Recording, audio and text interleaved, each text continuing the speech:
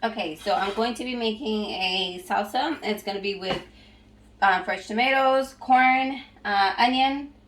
You can use fresh lime juice. It's actually approved for fresh lime, but we don't have any limes. We only have lemons. I didn't want to use lemons. So we're just going to use this bottled lime juice, onions, cilantro, jalapenos, and salt. And it's going to be really easy and simple. So first, I'm going to go ahead and wash up the veggies. So I'm just going to use this colander here. And these are all corn from the garden. So they're pollinated very differently. I don't know when this video will come out. Maybe you'll get the harvest video first. But I'm just going to go ahead and put everything in here. I weighed it. It asks for 1 3/4 pounds. But because some of my tomatoes, I'm going to have to cut some parts off. I just do a little bit extra. So I'm going to go ahead and wash them. You just need 3 tablespoons of cilantro. So I already have that washed. But I'm just going to wash the corn. And you just want it pretty fresh. And I'm just going to take the corn off the ears. So I'm not sure exactly how much I need. The rest I'll just cook. But you need 1 cup. So hopefully maybe you will have enough just from 3 of them or so.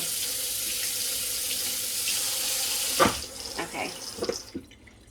And then I'm just going to get a cup of it and I'm going to put it just straight in the pot. Oop, and it's going everywhere. Not what I had imagined. Let's see. Yeah. But you want to get all of it off, so I'm going to fiddle around with it. See how I can do it without losing my corn everywhere.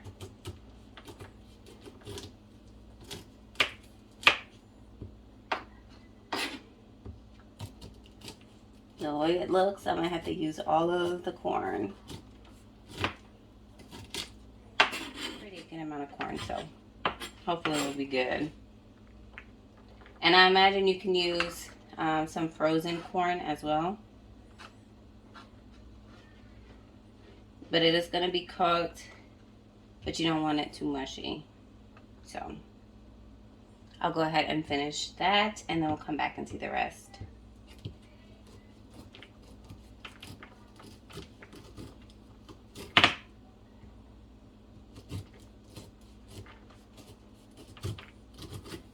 So now I'm working on the tomatoes. Now this actually called for, was it cherry tomatoes? But I'm just going to use these because I mostly have yellow cherry tomatoes and they have less acid. So I'm just going to... Cherry tomatoes? Yes, cherry tomatoes. So I'm actually just taking the core out. I'm going to go ahead and pulse it because I like the salsa pretty smooth. I do like it to have some chunks, so I'll try to do it a little less than my last salsa video. And so it actually asks for red onion, but I'm just going to use the onion that we have. So it's really just much going by, what's it called, the fly machine or whatever it's called. So I'm putting the cilantro now, and then I'm going to add in the onion. So it asks for 1/2 cup, so I'm just going to go ahead and take some of what I already had chopped up. And then for the jalapeno, we're actually going to take the seeds out of this one, it says. Unless you want to keep them in. Ice cream. That'll be good. Do you want to keep the seeds in? It said it wanted it de-seeded. Cherry tomato. Ooh, peppers. Yeah, it's a really hot pepper. Back up, please. I should have put gloves on. I still can.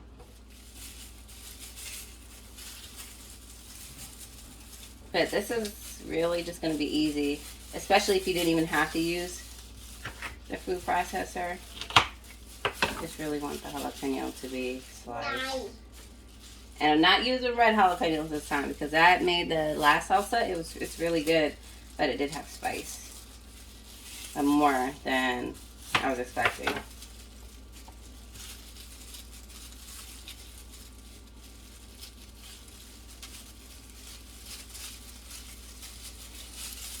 You know they come off easily with a spoon or a butter knife, right? Well, that's a good tip. I don't know. I never used jalapenos much before you came along. You also never set stuff on the food processor because it's in there incorrectly. I thought it wasn't on here correctly. You know how you are, Mr. Technical.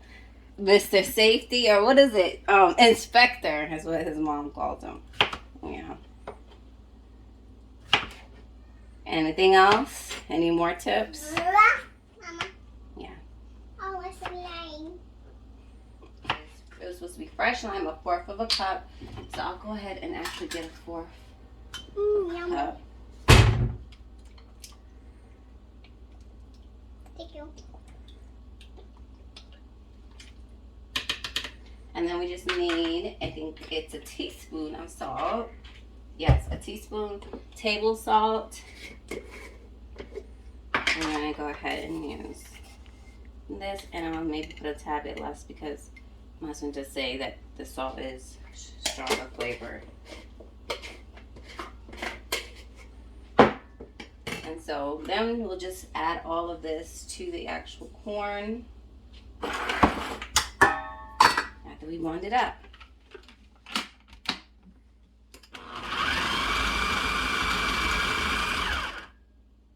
There's a pulse.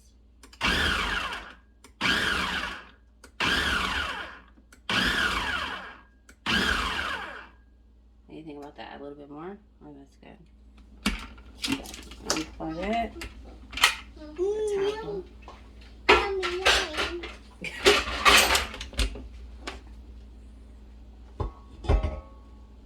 Now we're just gonna add it. This is what it's looking like. You mix the corn around in there. And you always want to do it in a non-reactive pot. So already you can see it's chunkier than last time.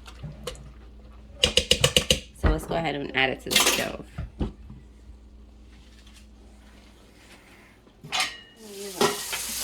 So I'm gonna go ahead and put the water in. This is a steam canner.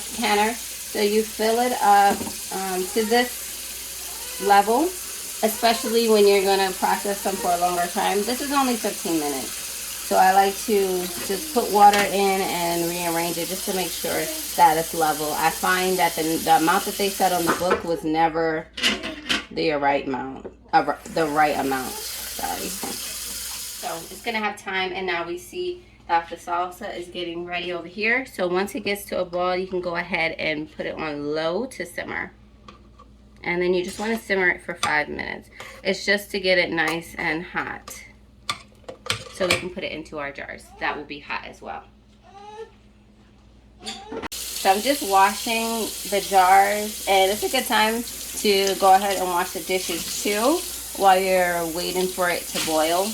But it'll be very quickly. So you just do this for, I like to do the jars and then do the lids and bands. The lids and bands don't have to be boiled anymore, but you can do that if you want to. But I'm just going to wash them in hot soapy water. Just try to wash them one at a time. So now we're ready to go ahead and ladle it into the jars. And you want to do it until a 1/2 inch headspace. So let's see how many jars we get. I'm going to try to just top it off with the juice. Okay, so a tiny bit more in that jar. Let's see. No, that's actually about right.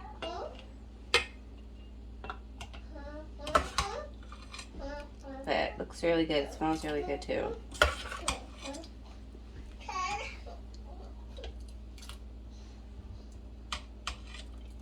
We actually might get 4 jars. Probably not the 6 that they said.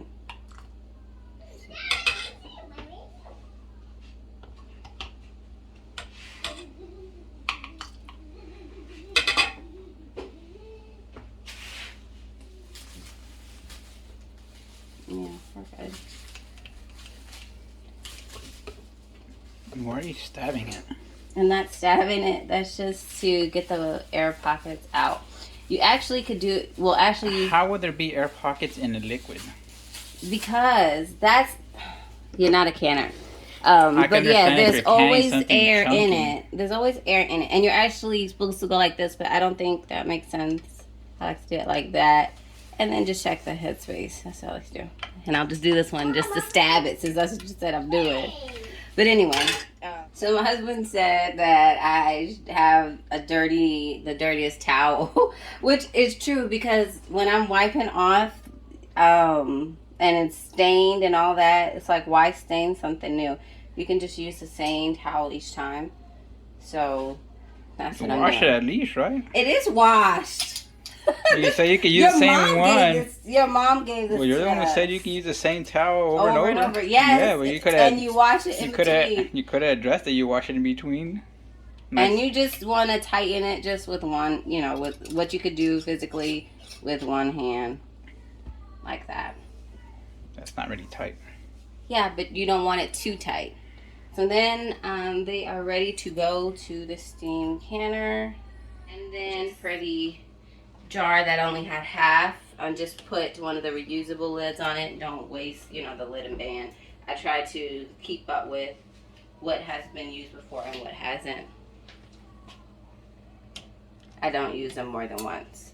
I know some people do. Have this little hole in the back. This is for venting, and I go ahead and like you're doing right now. I go into the back, and I just put this on top. Oh, okay, I got your little corny joke. So here is one of the jars.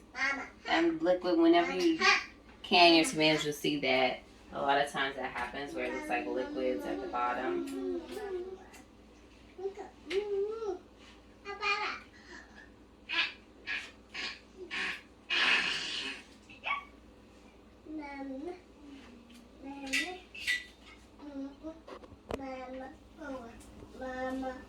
So there's a lot of water on top of it. And with the steam canner, you let the top stay on an additional 5 minutes. And that's it.